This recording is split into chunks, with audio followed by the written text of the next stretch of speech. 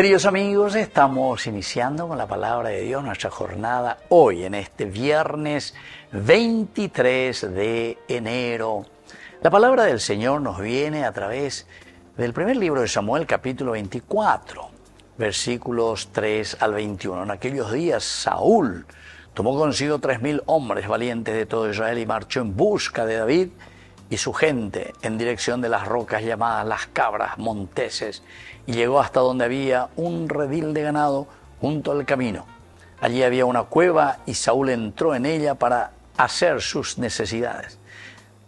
David y sus hombres estaban sentados en el fondo de la cueva. Ellos le dijeron: ha llegado el día en que te anunció el Señor, cuando te hizo esta promesa: pondré a tus enemigos entre tus manos, para que hagas con él lo que mejor te parezca.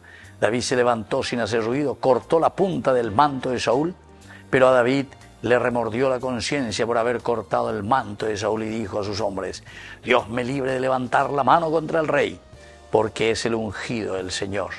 Con estas palabras contuvo David a sus hombres y no les permitió atacar a Saúl. Queridos amigos, es muy interesante lo que ha sucedido aquí.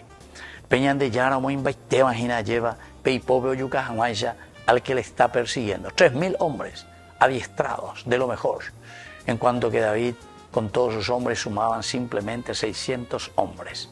Acuerdo, Cañura, estaban justamente en esa cueva. Hay necesidad.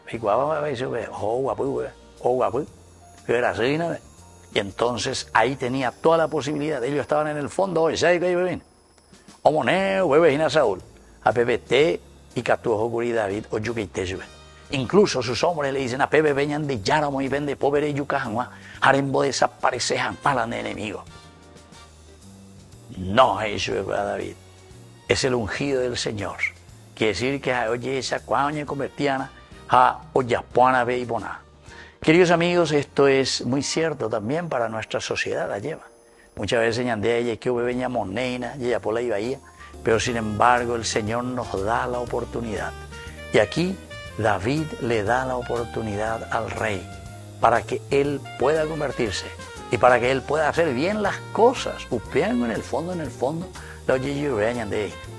Continúa esta historia, queridos amigos, porque después al salir de la cueva, Saúl parece que reconoce pues que en mí no hay traición, David, siendan ya pues de la traición, y que no he pecado contra ti. Tú en cambio andas buscando la ocasión para quitarme la vida.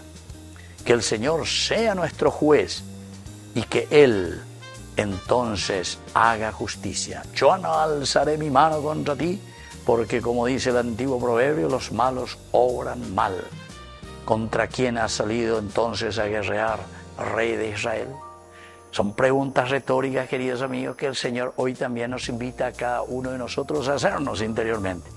Diga tú entonces, ya guerrear, contra aquellos que están procurando concienciar y hacer bien las cosas, a hacer que nos convirtamos y que vivamos de acuerdo al Evangelio de Jesucristo, al Evangelio de Dios, la buena noticia para construir el reino de Dios.